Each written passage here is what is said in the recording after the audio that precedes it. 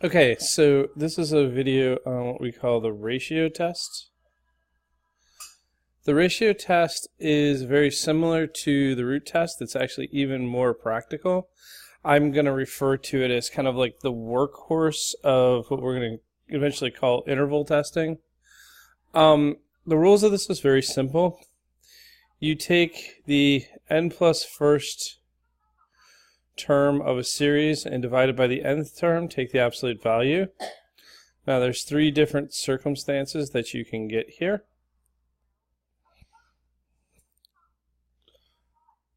And once I've taken that quotient, we're going to take the limit as n approaches infinity.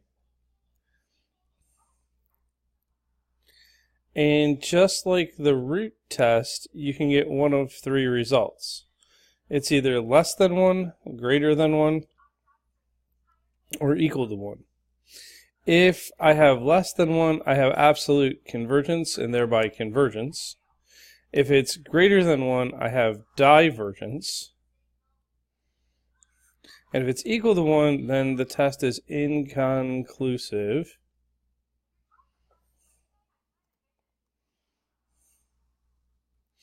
And not very helpful, and you have to kind of keep going to other options for testing at that point. So let's give a couple of examples of using this test. We're going to give one where it is convergent and one where it diverges.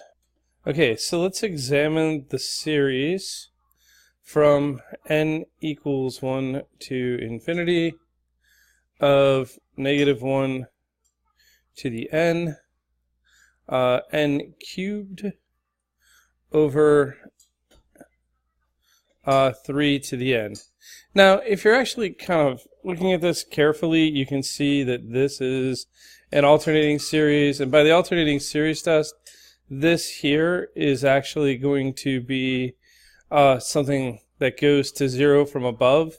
So this monotonically decreases to 0. But let's take a look and see if we can get something. Actually, it doesn't monotonically decrease, because at 2 we're at 2 to the third, which is 8, and 3 squared is not. Yeah, it does monotonically decrease, but so we would expect this to converge. Let's see if it, the root test, the ratio test holds up here. So the ratio test says take the limit as n approaches infinity of the n plus first term. But it's absolute value, so the -1 isn't going to matter. So this is n plus 1 cubed over 3 to the n plus 1. And then we're going to divide that, so we're multiplying by the reciprocal of the nth term. Okay, so if I look at this, I could rearrange a little bit here. This is the limit as n approaches infinity. Okay, all of this is going to be positive, so the absolute value, once we take the alternator off, the absolute value doesn't matter. We're going to take the two cubes, we're going to put those together. That's n plus 1 over n cubed.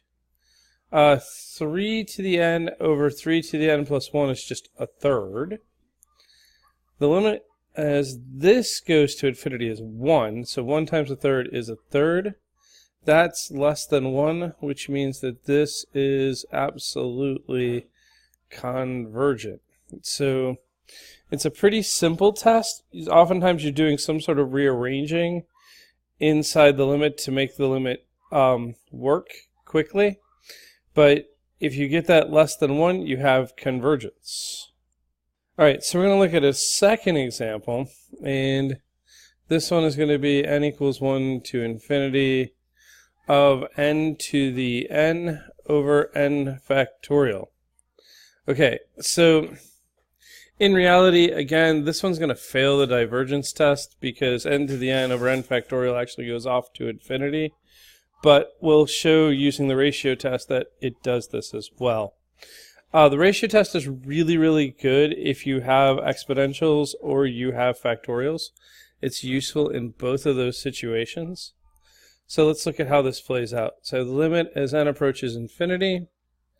Then we take the n plus first term, so that's n plus 1 to the n plus 1 over n plus 1 factorial.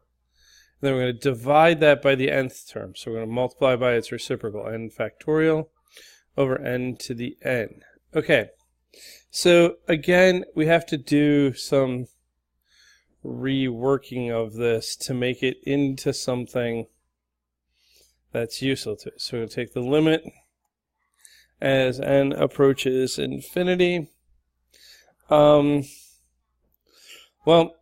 this is going to give me, like, let's leave, I don't need the absolute values because we're all positive here. N plus 1 to the n plus 1. N factorial over n plus 1 factorial just leaves me with n plus 1. Because this is 1 through n, this is 1 through n plus 1, so I'm just going to have n plus 1 left, times n to the nth. When I divide here, I'm going to get limit as n approaches infinity. Well, this is just going to be n plus 1 to the nth over n to the nth, right? So this is the limit as n approaches infinity of n plus 1 over n to the nth, right? So this part here looks like it's heading off to 1, but this has me heading off to infinity. But if I rewrite a little bit here, this is giving me 1 plus 1 over n to the nth, and that is one of those that I have to memorize. That's E. E is approximately 2.718, so that's going to be bigger than 1, which means that I diverge. Okay, so this is a divergent sequence or series. All right, so basic idea, you stack the n plus first term over the nth term. You take the limit as the absolute value goes to infinity. Take the limit of the absolute value as n goes to infinity. If it's less than 1, you get absolute convergence. If it's greater than 1, you get divergence. If it's equal to 1, it's an inconclusive test, and you have to try to figure out divergence and convergence another way. All right, so there's the ratio test.